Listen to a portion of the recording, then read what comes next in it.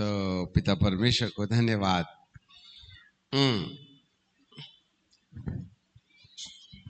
प्रभु यीशु मसीह इस संसार, थोड़ा सा कम कर रहा हूं, प्रभु यीशु मसीह इस संसार में मुख्यतः कौन सा उद्देश्य लेकर के यहां आए थे,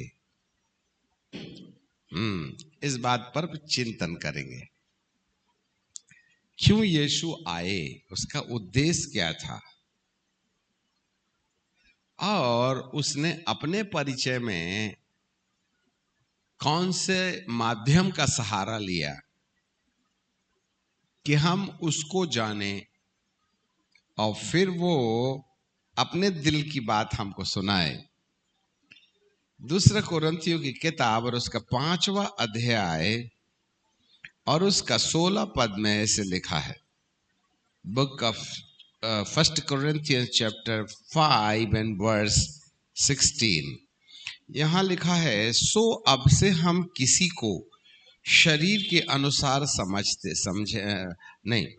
सो अब से हम किसी को शरीर के अनुसार ना समझेंगे, और यदि हमने मसीह को भी शरीर के अनुसार जाना था तो भी अब से उसको ऐसा ना जानेंगे।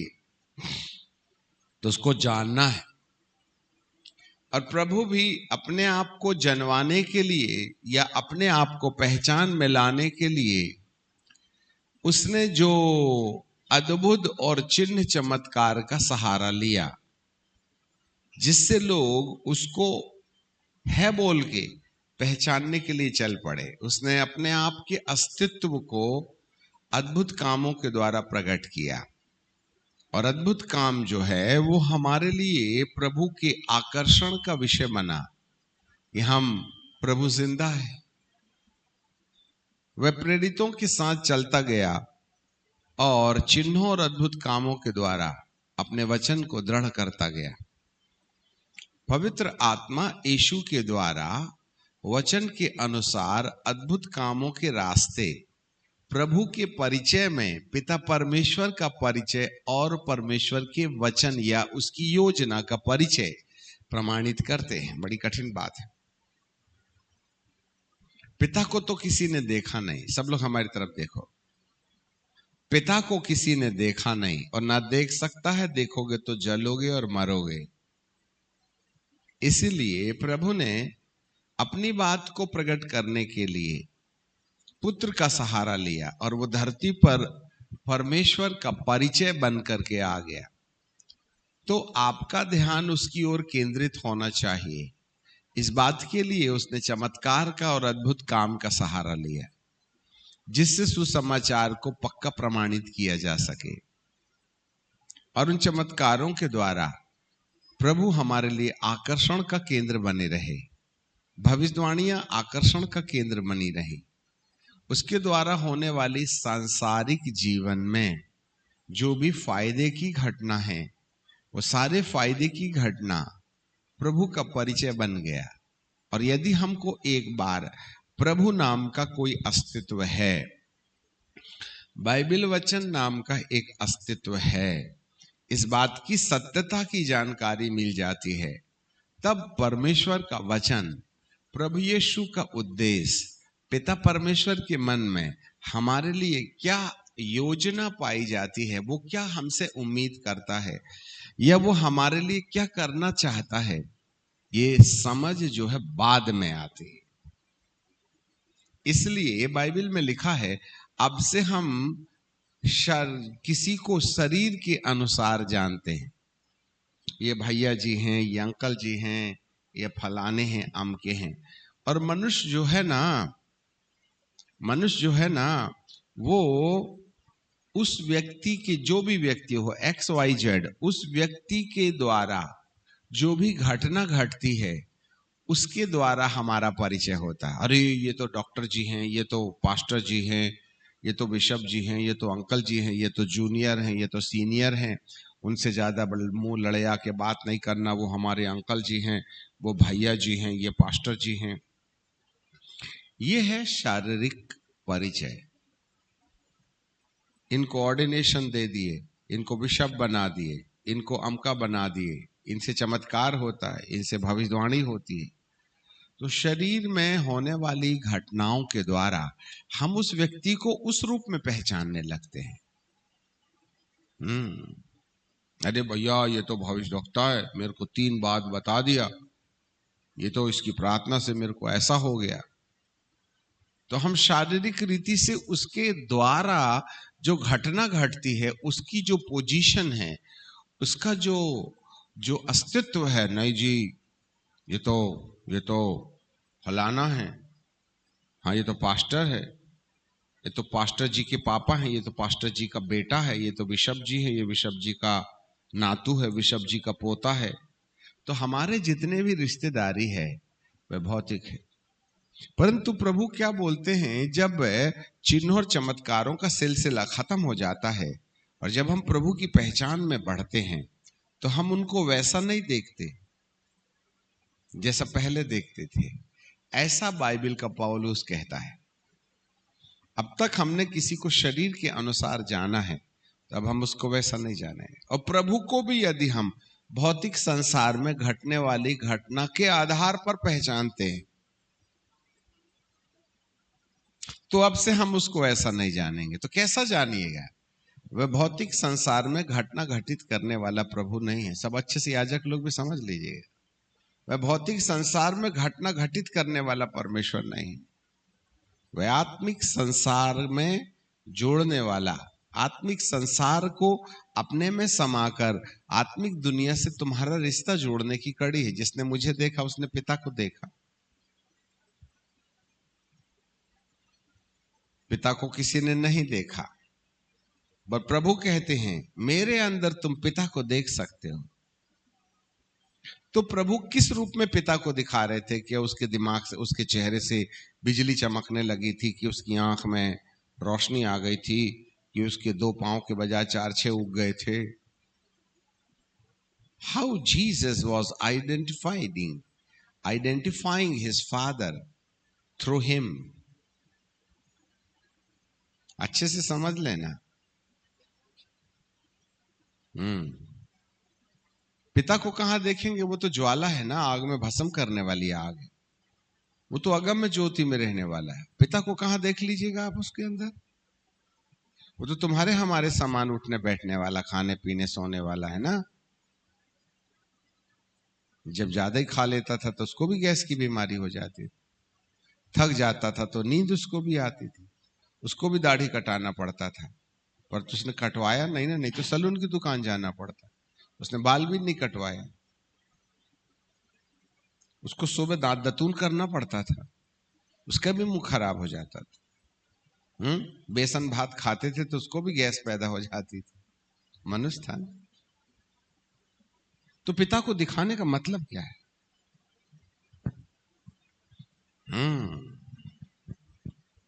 प्रभु जी के वचन में लिखा है, एक बार यहूदी और उसके समाज के लोग प्रभु का विद्रोह करने लगे।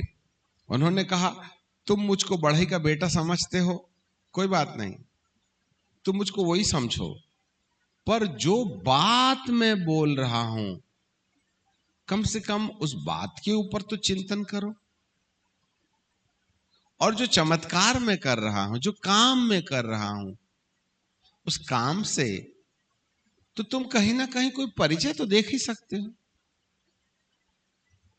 तो लोगों ने उसकी बात पर भी भरोसा नहीं किया और उसके काम को भी नहीं देखा। बस ये देखा कि ये तो यूसुफ का बेटा है, हमारे सामने चड्डी बनियान पहनता था। यही तो गलती की है उसके लोगों ने। और उसके चक्कर में आज तक यहूदियों के घर का दरवाजा प्रभु के लिए बंद पड़ा हुआ। इसकी सजा हम पर और हमारी संतानों पर पड़े। इस चक्कर में आज एक भी यहूदी जो है प्रभु के पास नहीं आया, जबकि सबसे पहले पवित्र आत्मा यरूशलेम में ही उतरा था। और आज पवित्र आत्मा का नामो निशान नहीं रह गया है, क्योंकि तुम्हारे हृदय में प्रभु की जड़ नहीं पकड़ती है। आज जब ही से हम चिंतन कर रहे थे, तुम इब्राहिम की संतान हो, और यदि तुम इब्राहिम की संतान हो तो मेरी सुनते, पर तुम मुझे मार डालना चाहते हो। और तुम इब्राहिम की संतान होते तो जो मैं बात बोल रहा हूं ना, उस वचन की जड़ तुम पर रहती। और यदि तुम्हारे अंदर जड़ पकड़ लेती जो बात मैं बोल रहा हूं, तो तुम मुझे पत्थर नहीं मारते, मुझे मार नहीं डालना चाहते। तो उसके समुदाय के लोगों ने, उसके समाज के लोगों को प्रभु नहीं आए समझ। बात बात में ही है। बोले मेरा वचन तुम्हारे अंदर जड़ नहीं पकड़ता, बस मेरा तुम्हारा रिश्ता भेड़ और चरवाहे का रिश्ता बात में है।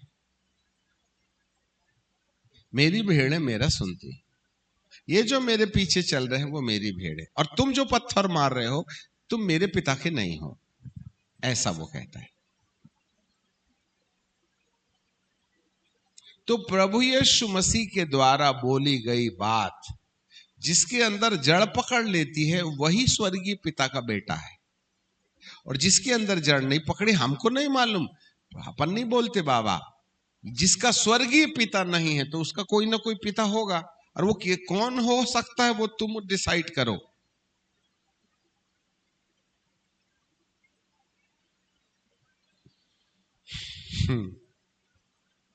एक पद और पढ़ना, देखो प्रभु को जानना कोई चर्च आके चंगाई के लिए भीख मांगना नहीं होता है। दूसरा कुरिन्थियों की किताब और उसका 11वां अध्याय, उसका दूसरा पद, एक पद से पढ़ लेते हैं ना। अब देखना बाबा पौलुस किस तरीके से शिक्षा देते हैं। यदि तुम मेरी थोड़ी सी मूर्खता सह लेते तो क्या ही भला होता। हाँ मेरी सह भी लेते हो, पर यह सबके लिए लागू नहीं होता है, क्योंकि मैं तुम्हारे विषय में ईश्वरीय धुन लगाए रहता हूं, इसलिए कि मैंने एक पुरुष से तुम्हारी बात लगाई है और तुम्हें पवित्र कुंवारियों की नाई उन्हें सौंप देना चाहता हूं।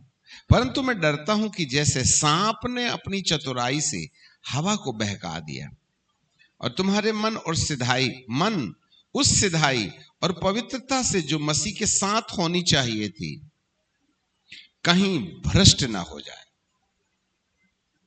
और यह दुष्ट जानता है कि सिधाई से तुम्हारा मन भटक ना जाए। मैं डरता हूं, सांप ने चतुराई से, उसने कोई नहीं बोला था जा फल खा ले, बिल्कुल बोला ही नहीं। अब मैडम खुद ही जाके खा ली तो प्रॉब्लम सांप का नहीं था, उसने तो फल की सच्चाई बताया था। वो बहुत चतुर है, इसलिए डरता हूं बोला। अरे बाबा पौलुस जैसा प्रेरित जिसने न्यू डाल करके छत ढालने की कगार में आ गया है, उसको तो बोल्डली कहना चाह रहा है शैतान से ऐसे निपट लूंगा, वो टेंशन मत ले, कोई कम हूं क्या। कहता है मैं डरता हूं। क्यों डरता है भैया? क्योंकि मैं अच्छा बीज बोने जाता हूं, वहां कोई जंगली बीज बो जाता है।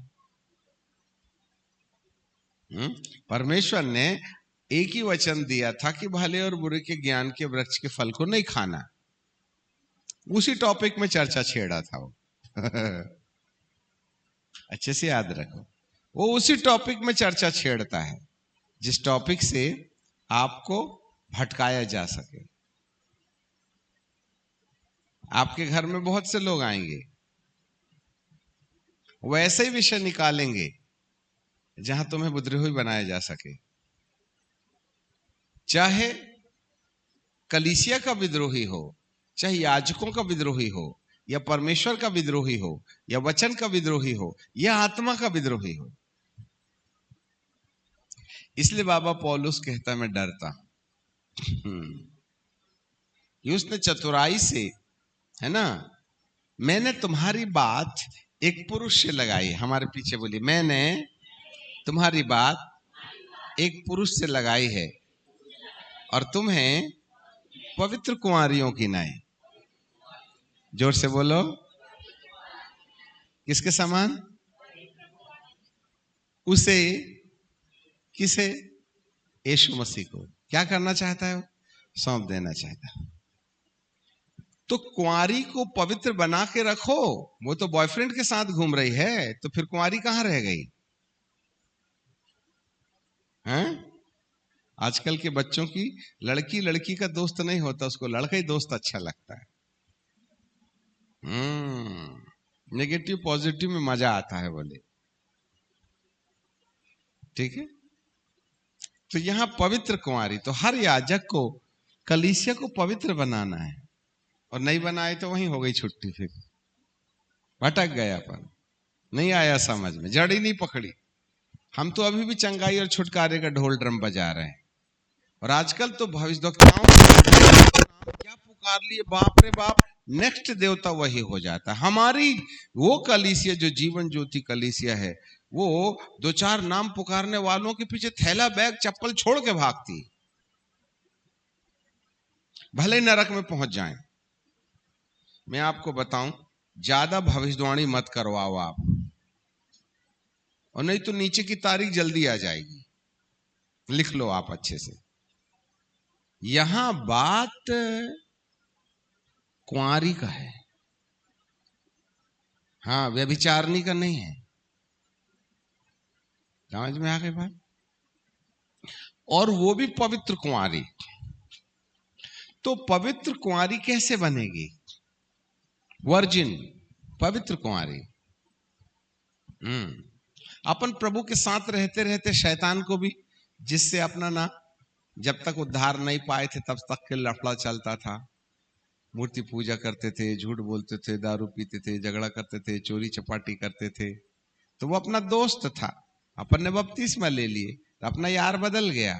पहले अपन अनरजिस्टर्ड के साथ थे, आजकल तो शादी हो गई ना, अब कोई शादीशुदा लड़की, कोई लड़का था जिससे उसका लफड़ा चलता था रोड में, वही उसका बॉयफ्रेंड जा रहा था, कॉलेज में जाते थे उसी के साथ में, और यहाँ पति भी साथ में है, और पत्नी ने देखी, अरे डन्नो, हाउ आर यू, तो बोलता, अरे बाप रे, जब से शादी हो गई अभी तक मेरे को ऐसा नहीं की, वो रोड छाप को ऐसा कर दी। बोले फिर देख लेना रात को क्या होगा घर में जाने के बाद, कबड्डी कबड्डी कबड्डी कबड्डी।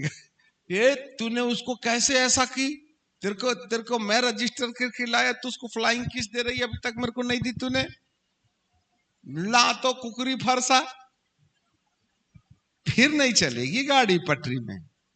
एक बार पति को पता चल जावे कि इसके दिल में आज भी इसके पुराने मित्र के प्रति प्यार है, और वो रास्ता चलते मेरे सामने लव यू कर दी, तो ये तो कभी पति बर्दाश्त नहीं करेगा। मैंने तेरे को टीका लगा के, मंगलसूत्र पहना के, मैं छल्ला दिला के, और पता नहीं क्या क्या दे के, ड्रम ड्रूम लागल, फड़ा फुटू बड़ा धड़ धड़ धड़, और केक कुक काट लाया तेरे को, और मेरे रहने के बाद भी, मेरी विरासत होने के बाद भी तेरा पुराना यार मिला तो ऐसा कर दी, हद हो गई है।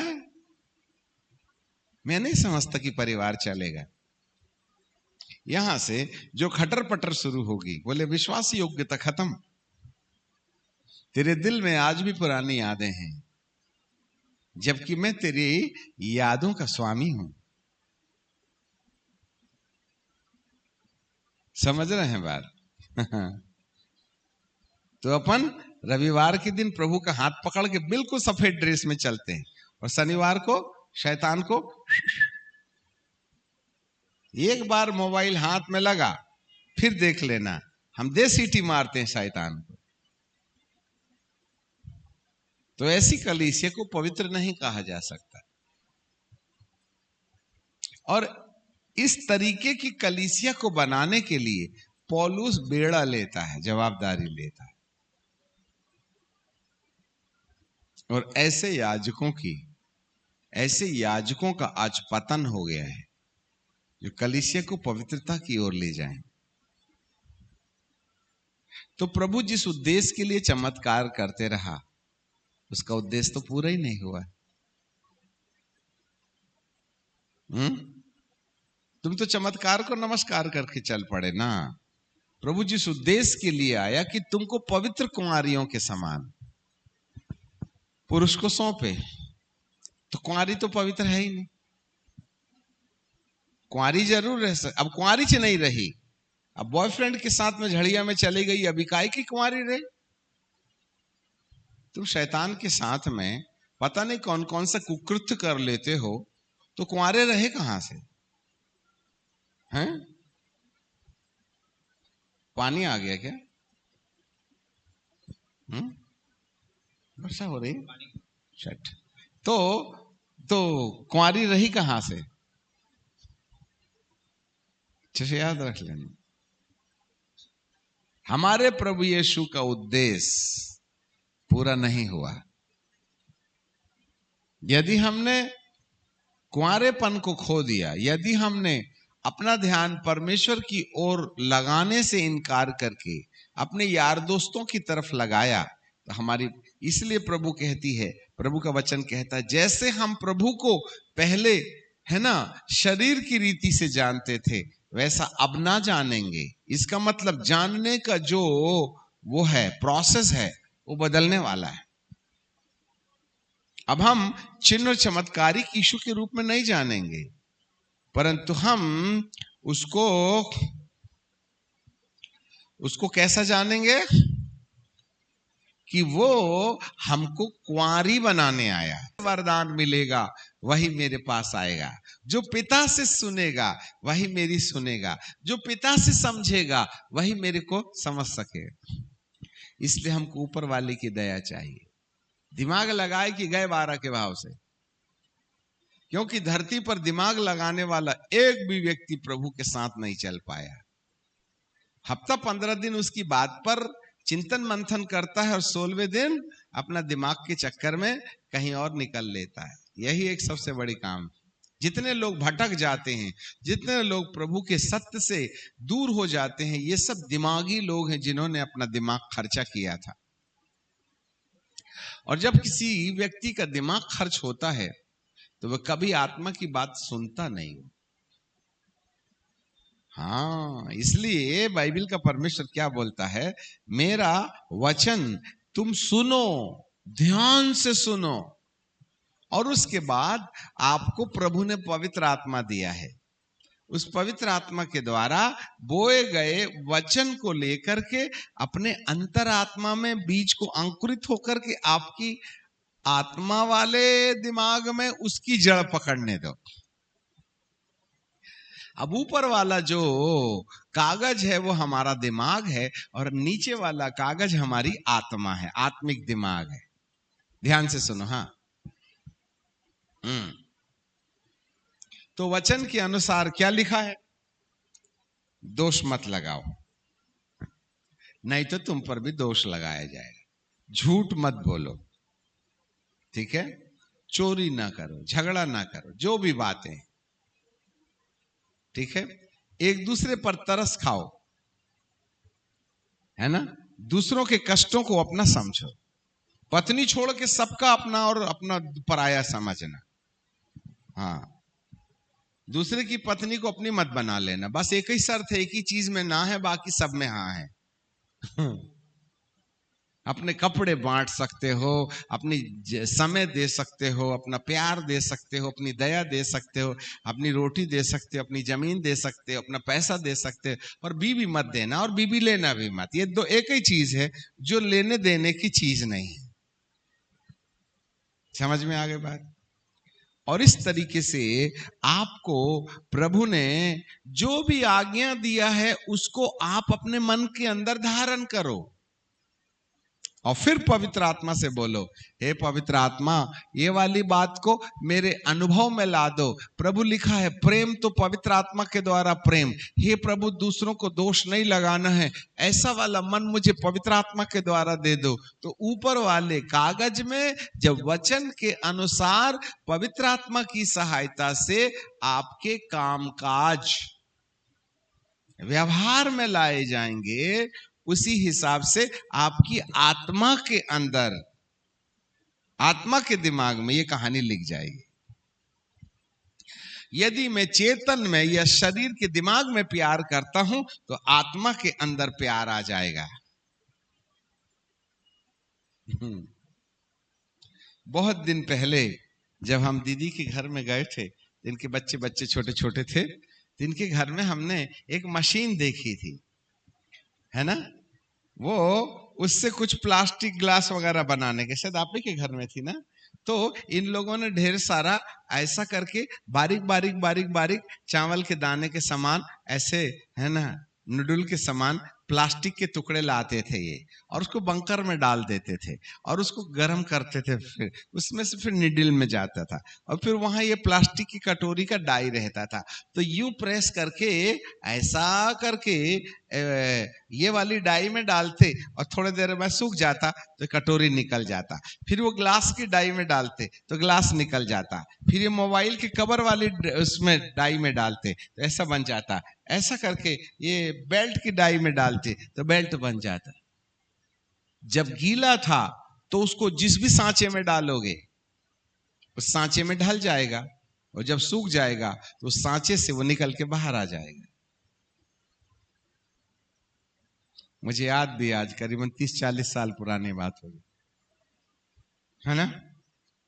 हमारा मन भी एक गरम प्लास्टिक के समान है, पर इस पिघले प्लास्टिक को कौन से वाले सांचे में डालना चाहते हो आप? वचन के अनुसार वाला सांचा या वचन के विपरीत वाला सांचा? आपका मन पिघला प्लास्टिक है, आपका मन प्लास्टर ऑफ पेरिस है। उसको जिस भी डाई में डालोगे, जिस भी सांचे में डालोगे, यदि सूख गया तो उसका रूप वैसे ही हो जाएगा। अब आप बताइए, आपके मन के अंदर परमेश्वर के वचन के अनुसार वाला जीवन का आचरण है या परमेश्वर के वचन के विपरीत वाला आचरण है?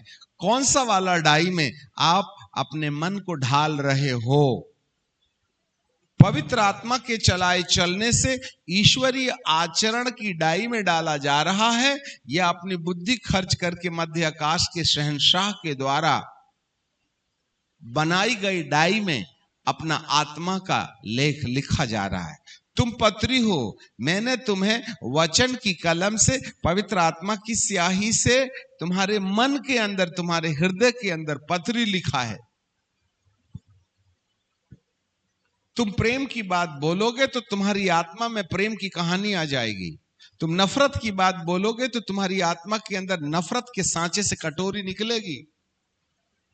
नफरत की कटोरी, प्रेम की कटोरी, दया की कटोरी, पवित्रता की कटोरी, प्यार प्रार्थना की कटोरी, विद्रोह की कटोरी, झगड़ा की कटोरी, नहीं मानने की कटोरी।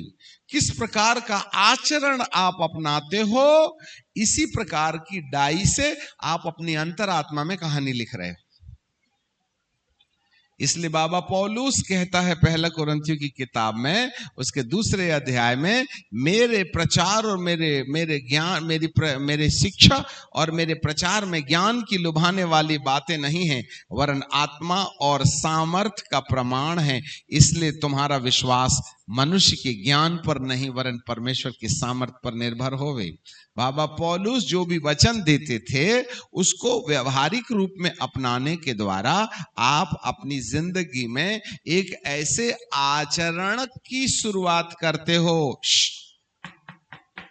एक ऐसे आचरण की शुरुआत करते हो जिसका छापा खाना आपकी आत्मा के दिमाग में लिख दिया जाता है। शरीर वाला दिमाग मट्टी में चला जाएगा, आत्मा वाला दिमाग नीचे या ऊपर जाएगा। और आत्मा वाले दिमाग में लिखने की जो कड़ी है, शरीर के दिमाग से जो कुछ भी तुम करोगे वही होगा। हालेलुया। बैर करोगे नीचे की कन्फर्म होगी, प्यार करोगे ऊपर की कन्फर्म होगी।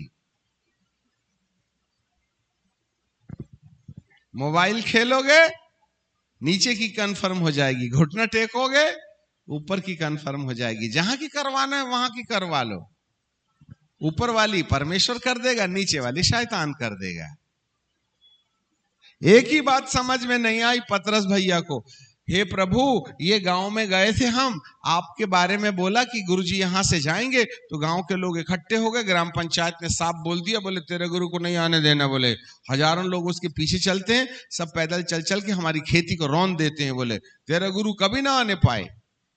तो बेचारे टेंशन में आ गए और गए यीशु मसीह के पास और कहने लगे, प्रभु जी ये वाला जो गांव है ना नदी के उस पार, तुमको हमको नहीं जाने देते, हमको 5 मिनट के लिए परमिशन दे दो, हम पिता परमेश्वर से दुआ करेंगे, हे प्रभु आग बरसा और इनकी आग की खुलिया बना दे, कोयला बना दे। तो प्रभु यीशु मसीह ने डांट के कहा, मनुष्य का पुत्र नाश करने के लिए नहीं, जीवन देने के लिए आता है। फिर पतरस को कहा, तू नहीं जानता कि किस आत्मा से है? अरे जिसने जाल और 2 ट्रक मछली फेंका उसको बोल दिया शैतान है। प्रभु यीशु मसीह ने कहा मुझे मरना पड़ेगा। तो पतरस बोलता है, फालतू की बात नहीं करना, तलवार अब भी नहीं छोड़ा, बपतिस्मा ले लिया तो क्या हो गया, काट डालूंगा। हाँ, प्रभु कहते, हे शैतान मुझसे दूर हो जा। परमेश्वर की योजना को नहीं समझना, यही वाली डिग्री देता है बाप। हे शैतान, ज्यादा ही लगाता था दिमाग वो, है ना। जब हम छोटे थे तो एक शब्द काम है, आगे पीछे कोई होता था ना, उसको एक शब्द काम में ज्यादा ही लिपिड़ होता है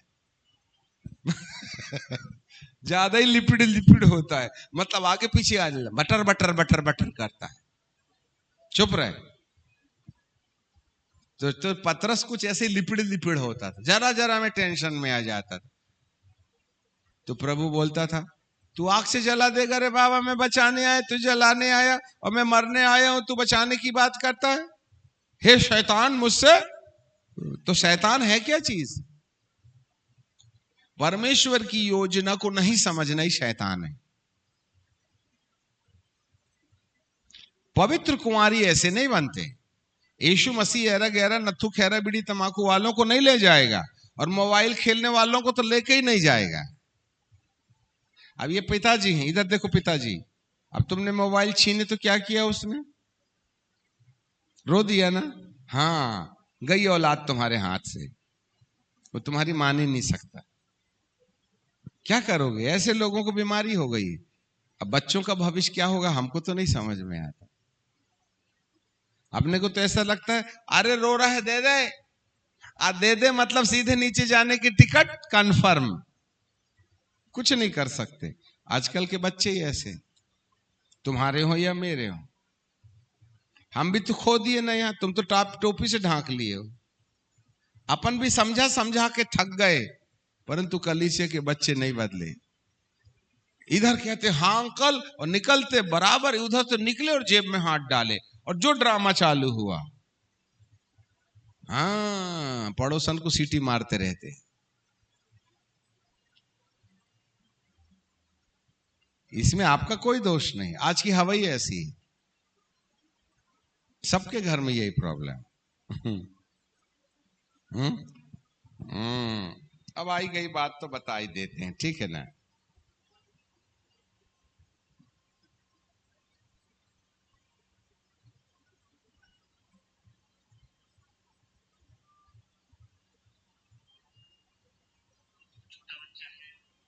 सो रहा है वो,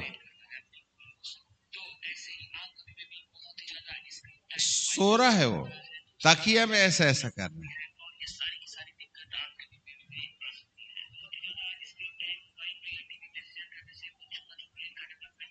नींद में भी ऐसे ही ऐसा करेगा।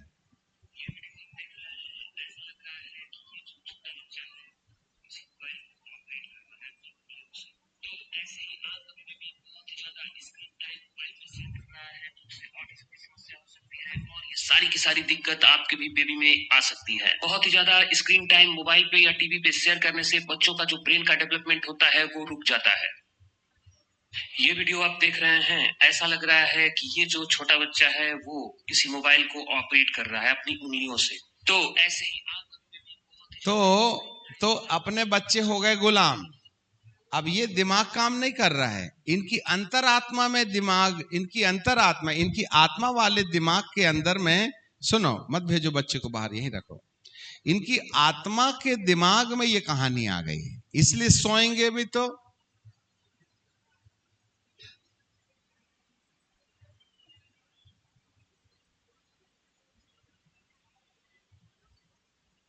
समझ रहे हो?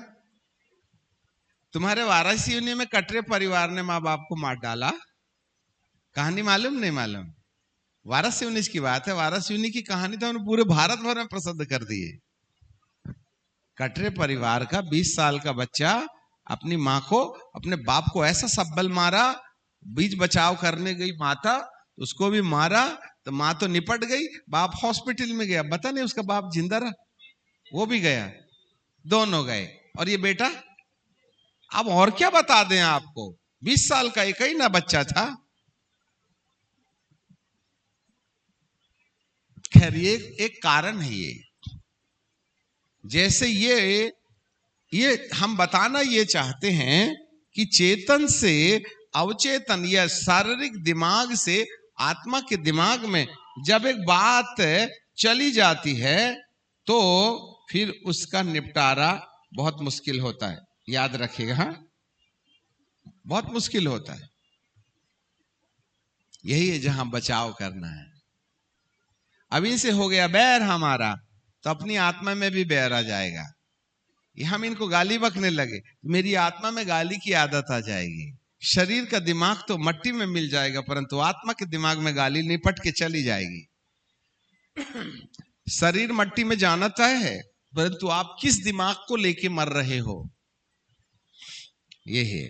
पवित्र कुंवारियों के समान शरीर को नहीं, आत्मा को, और आत्मा के दिमाग के अंदर जो आत्मा के चलाए चलने वाला आचरण है, उस आचरण को अपना करके ईश्वरीय गुणों को अपनी आत्मा के अंदर में, आत्मा के दिमाग में छापा खाना बना के रखो।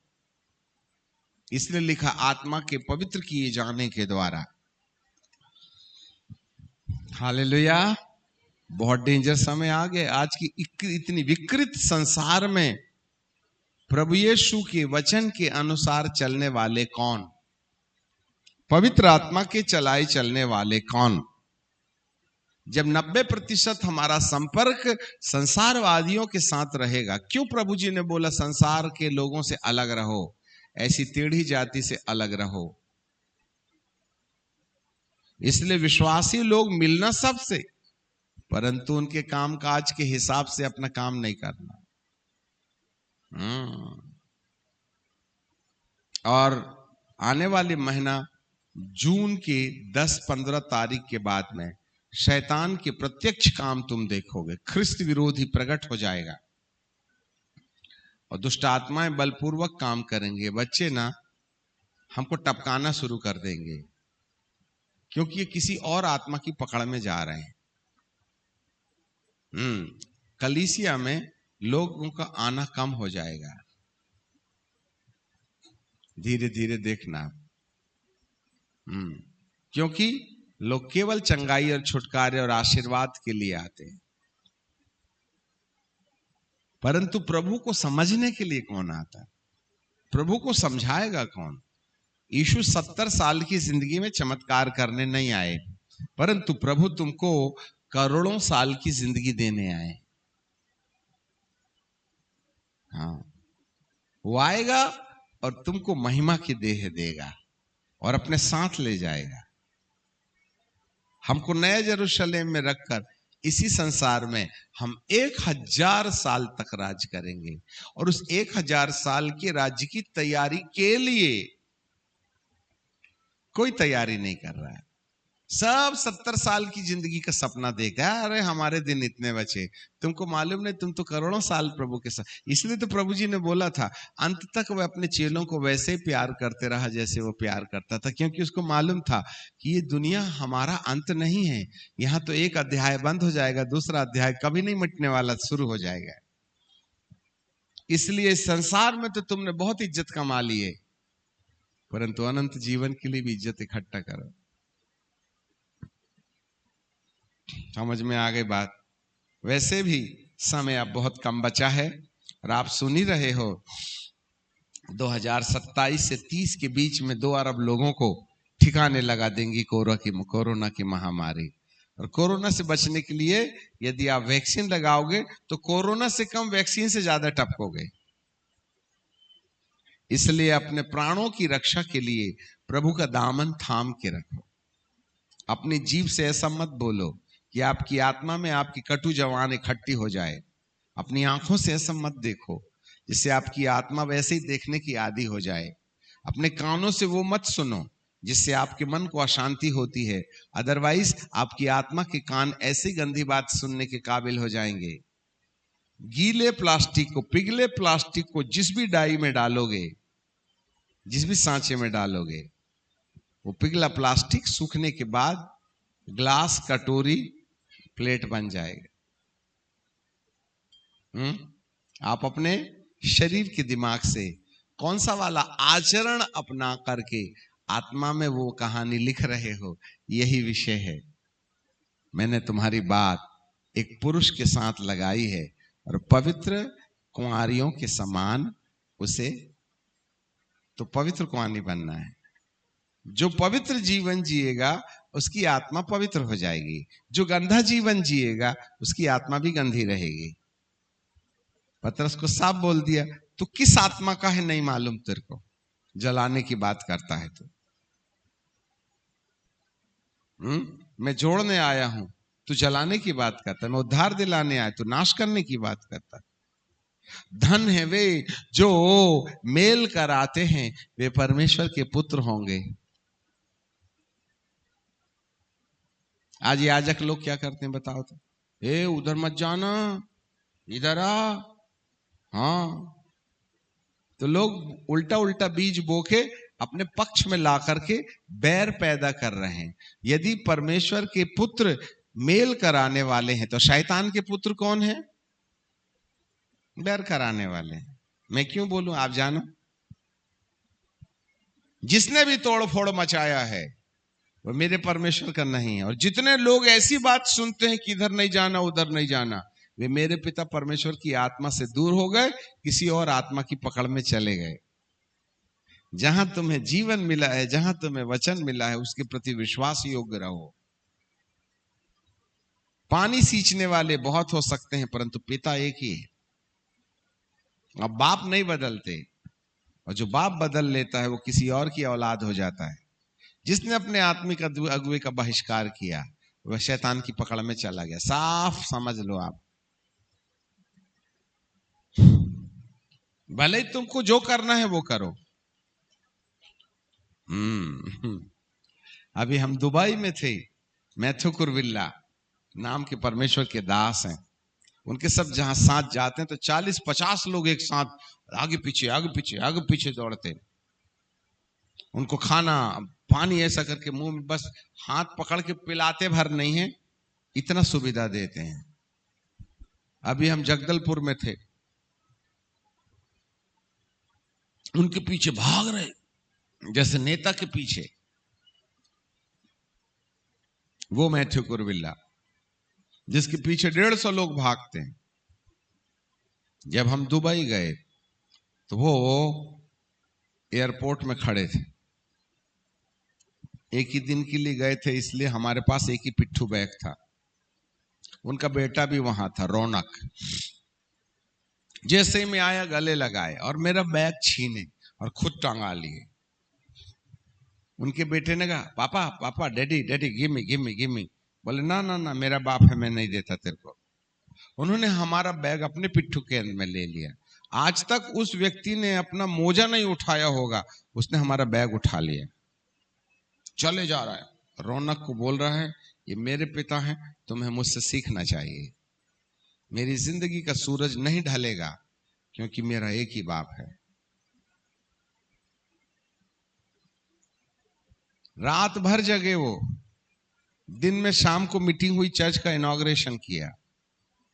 रात को 2 बजे तक वो हमारे दरवाजे में खड़े रहे और 2 बजे उठा के एयरपोर्ट ले गए और 4 बजे हमको एयरपोर्ट में छोड़ा।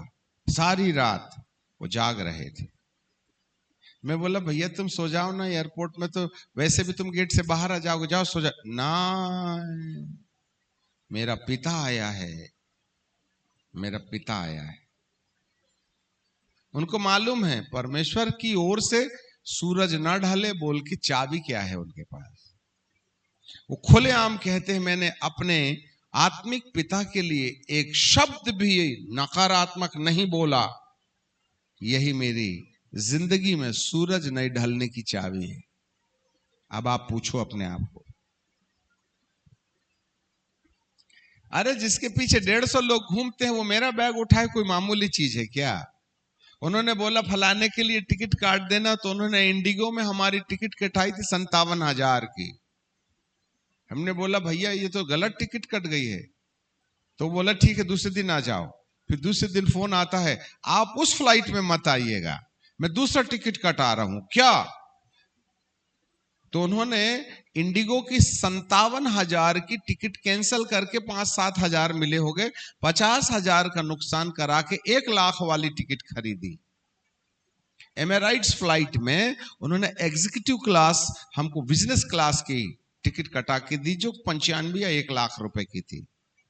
मैं बोला इतना टिकट जब ऑलरेडी थे था काटने की क्या जरूरत थी? तो उन्होंने एक बात बोला, मैं बेटा होने के नाते एग्जीक्यूटिव क्लास में चलता हूं, बिजनेस क्लास में चलता हूं, मेरा पिता इकोनॉमिक क्लास में आएगा। बोले मेरे को मेरा आत्मा बर्दाश्त नहीं करता कि चेला 1 लाख वाली टिकट में जाए और गुरु 50,000 वाली टिकट में कटाए।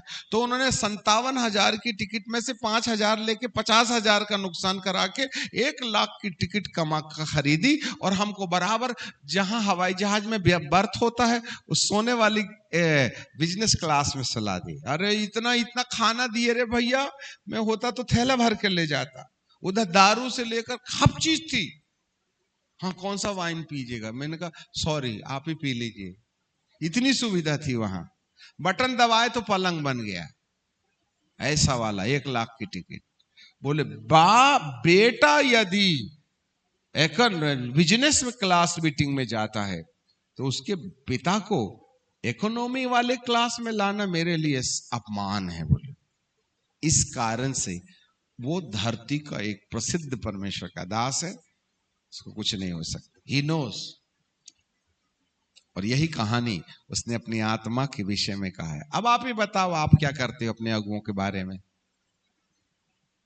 अपने आत्मिक विषय के बारे में क्या बोलते हो आप? जो एक बार आत्मिक अगुए के प्रति बागी हो गया वह कभी अपनी आत्मिक जिंदगी को मेंटेन नहीं कर सकता। जितना हाथ पैर मारना है मार लो, और इसलिए अपने अगुए की कोई भी नकारात्मक बात नहीं सुनना। और यदि कोई अपने आत्मिक अगुए की नकारात्मक बात सुन करके अपने कानों को कचरा पेटी बनाएगा तो उसकी उल्टी गिनती उसी दिन से शुरू। जैसा कैंसर में दूसरे दिन नहीं मरता ना, साल 6 महीने में एक बार कैंसर हुआ मतलब तारीख तय है, आज नहीं तो 6 महीना के बाद। ऐसे ही आपकी तारीख तय है यदि आपने आत्मिक अगुए के बारे में बोला या सुना तो। आत्मिक जिंदगी का अंत तय है, क्योंकि चेतन से अवचेतन में खटाक से रिकॉर्ड हो जाता है। इसलिए आप देख लेना उन लोगों ने भी क्या कर लिए जो अपनी आत्मिक छत्र छाया में नहीं रहे। 4 पैसा रहेगा, जिस दिन संस्था खत्म होगी उस दिन थैला बैग और आइसक्रीम की दुकान, नहीं तो पान ठेला, इसके अलावा कुछ नहीं। मेरा प्रभु तुम्हें पवित्र कुंवारी बनाने आया है, तुम्हें चमत्कार करने नहीं आया। चमत्कार तो बुलावा है और पवित्र कुंवारी बनाना प्रभु का उद्देश्य है। इसलिए अपने अगुए की अपने संस्था की जहां तुम्हारा लालन पालन हुआ है, कोई भी विद्रोही तुम्हें कितने भी लालच दे देवे, उल्टी गिनती शुरू हो जाएगी यदि आपने ना इस प्रकार का व्यवहार किया। तुम्हारे माथे में एक बार कड़वाहट का बीज आया तो खुदा आप भी नहीं निकाल सकता। और दुष्ट का काम यह है, याजकों से ही, संस्थाओं से ही कड़वे बीज बोए जाएंगे। और एक बार अपने दिल में बैर आ गया तो फिर नहीं सुधरता वो। लिख लेना आप, आपका आत्मिक जीवन आपसे अब ठंडा होता चला जाएगा।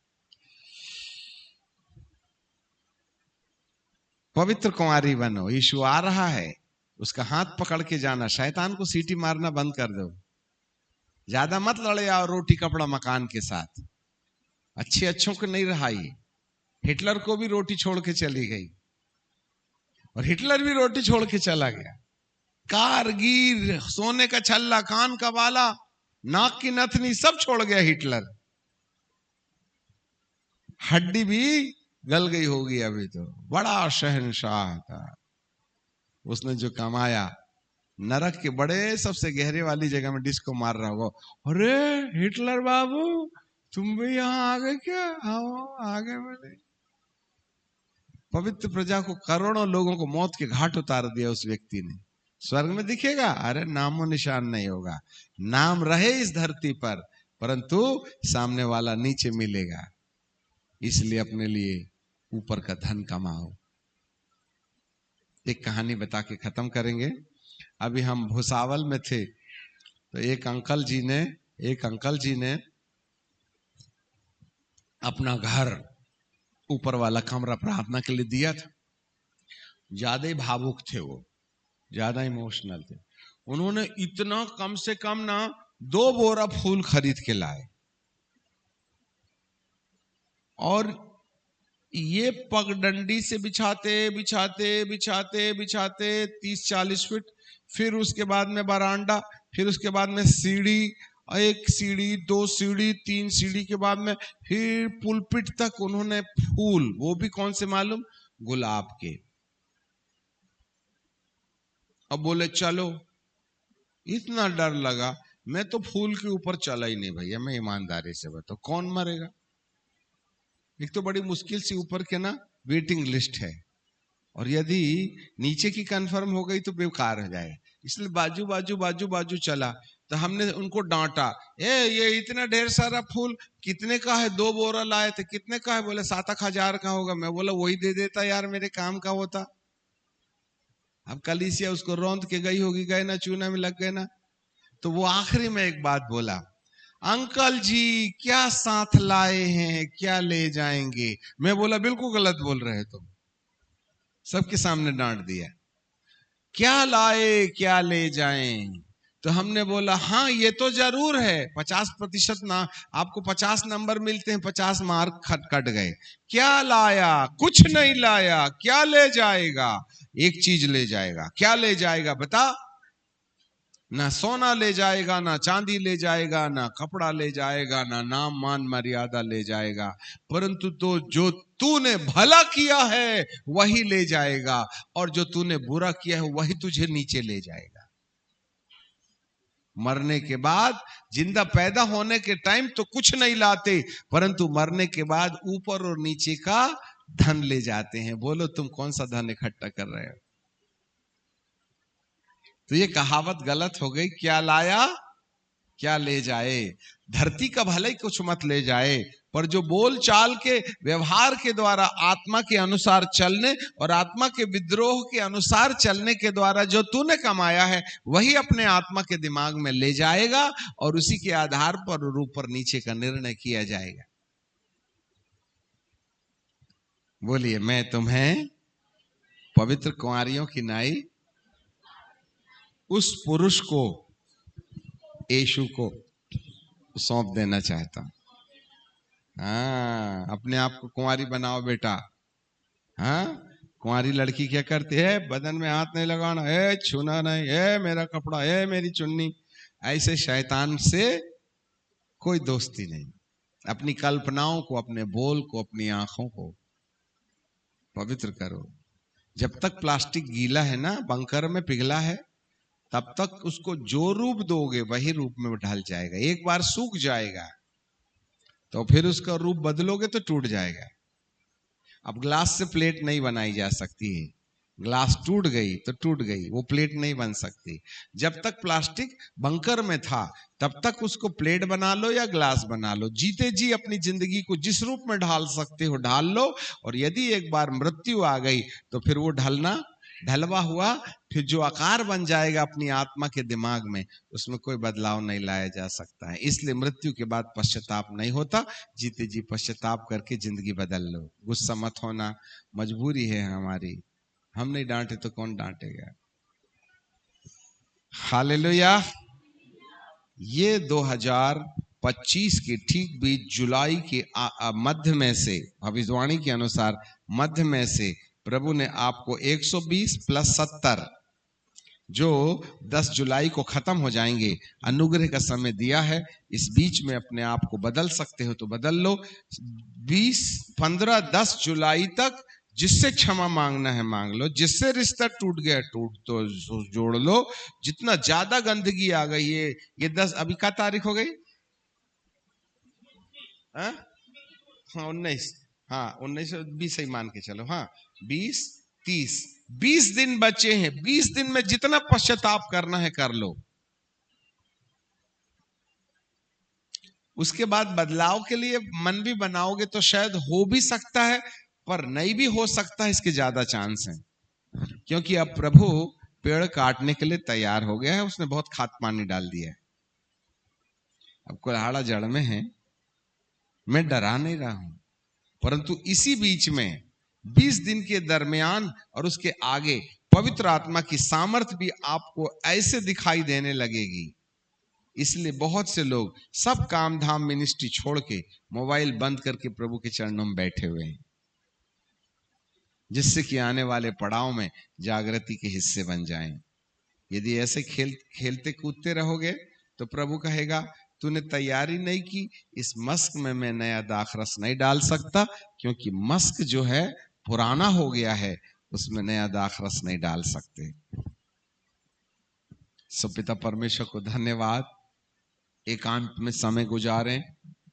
कोई तुमको प्यार करे और ना करे, कोई तुम्हें इज्जत देवे या ना देवे, तुम्हारे पास में खाने पीने को है, तुम्हारे पास दान वरदान है या नहीं है, तुम सेवा कर सक रहे हो या नहीं कर सक रहे हो, इसका टेंशन मत लो। आप अपने प्राणों की रक्षा करने का उपाय करो, आने वाली विपत्ति से बचने और मनुष्य के पुत्र के सामने खड़े रहने के योग्य बनाओ। पिता परमेश्वर हमारे साथ बना रहे। फिर मुलाकात होगी, हम लोग प्रार्थना करेंगे। स्वर्ग और पृथ्वी के बनाने वाले परमेश्वर, हम आपको धन्यवाद देते हैं। बाबा पौलुस कहते हैं कि मैंने यीशु मसीह नामक पवित्र दूल्हे के साथ कलीसिया को पवित्र बनाकर हाथ सौंपने की बात की है, और हम सब पवित्र बनाए जाने की प्रक्रिया में हैं, जिसकी शुरुआत आपने चिन्ह और चमत्कार से की। प्यारे पिताजी, हम सफेद कपड़ा पहनकर दूल्हे के सामने खड़े रह सकें, ये रंग बिरंगी वस्त्र उतार फेंकें, ऐसे वाली दया के लिए आप हम पर अनुग्रह दीजिएगा। मेरे महान परमेश्वर, हम आपसे विनती करते हैं, आज आप अपनी कृपा दृष्टि होने पाए। यहूदियों के मन में परमेश्वर के पुत्र यीशु का वचन जड़ नहीं पकड़ा, इसलिए उद्धार उन्होंने खो दिया। आज बहुत से लोग प्रभु आपके भवन में आते जरूर हैं, परंतु वचन की जड़ जो है ना, उनके हृदय में नहीं पाती है, क्योंकि वे वचन को सुनकर उसको व्यवहारिक रूप में नहीं बदलते हैं। पिता, आज जो बात आपने प्रकट किया उसके अनुसार हमारी जिंदगी को तैयार रहने का अनुग्रह दीजिएगा। हमारा मन बंजर भूमि ना बन जाए, वर्णिक उर्वरक भूमि रहे, जिससे कि प्यारे पिता आपका जो भी बात है हम उसको काम में लाना सीखें। पिताजी, ऐसी आप कृपा और दया कीजिएगा। आपने इस कलीसिया में लाया, आपका धन्यवाद। प्रभु भक्तों के लिए, संतों के लिए धन्यवाद। हर एक के ऊपर आपकी दया बनी रहे। पिता, पुत्र और पवित्र आत्मा के नाम से मांगते हैं, आमीन।